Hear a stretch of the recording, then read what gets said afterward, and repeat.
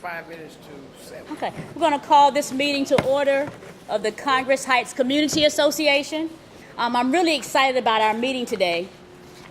We call this meeting Legends of Congress Heights. Congress Heights. We started Legends Conversations because we recognized that there were so many lessons in the history of our neighborhoods. We don't spend enough time celebrating those people who've been here for the long haul, who've made our community what it is. Oftentimes we become in this fight of young versus old. Young people want to come in and boot out the old, or old people don't want to hear from the young people. But I thought it made sense to share their experiences so that we can learn from lessons of our past and not repeat them. We'll have 5 big topics that we'll discuss. The first, familiar legacies. Ms. Roloff had a conservative campaign going on. You know, the posters, all of the forums. Wilhelmina was a lawyer. She had the ability to write legislation, and she wrote most of the legislation where council members heretofore, including Marion, would hire staff to write their legislation, and she wrote it herself.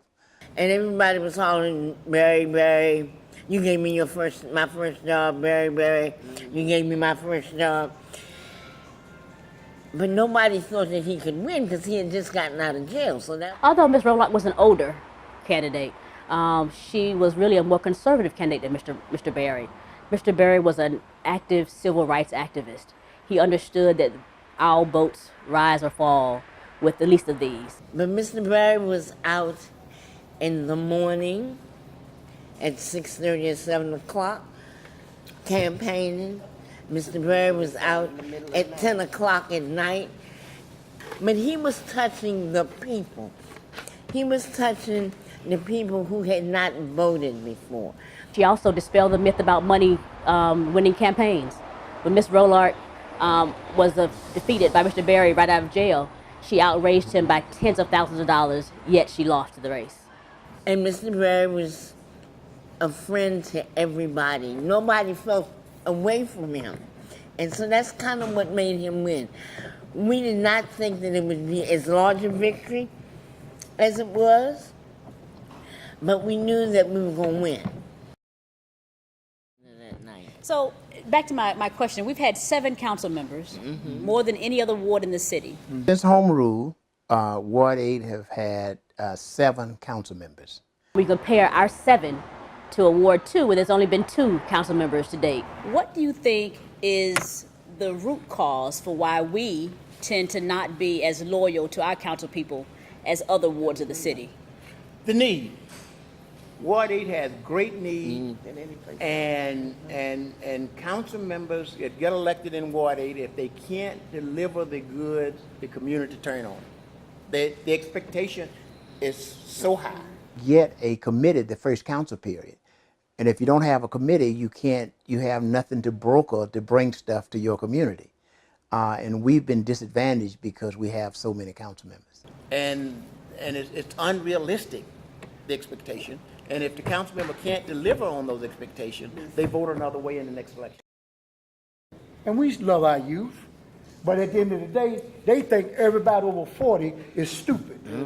They act like we've never been their age before.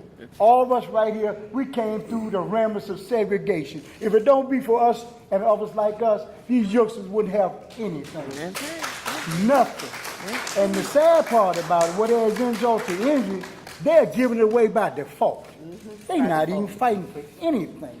They're giving it away by default.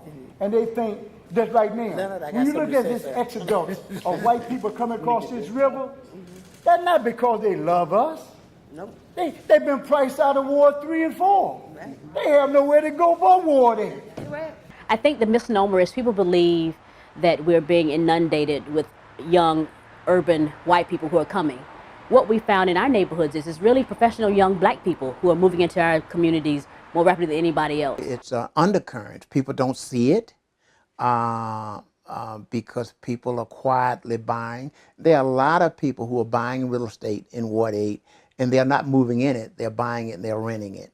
And they will wait till the one next door is sold, then the whole block will change. This is the last frontier.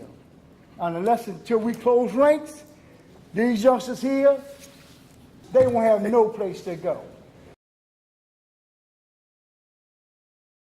The opening of this arena is probably the most significant thing that has happened in Congress Heights. The arena is someplace where our young people can go without going west of the river.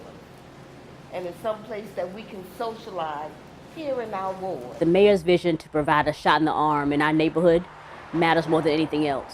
We need activity to bring the jobs that we need, to bring the affordable housing that we need. We need revenues to support those things.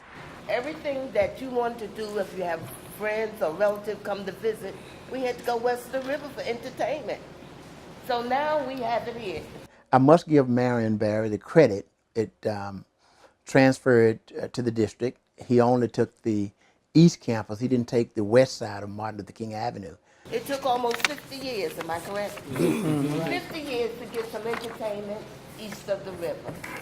And so the East Campus is now a prime opportunity to be developed for the community. It is extremely important for the arena to open because it's going to be an economic driver for this part of the city, and we're excited about it.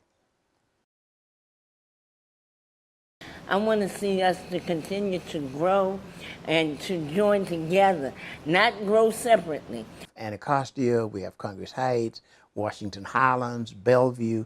So people take pride in the neighborhoods.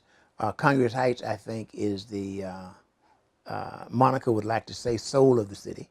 We need to come together, work together, so that the young people that we're bringing along will have an opportunity to do the things that we have not been able to do.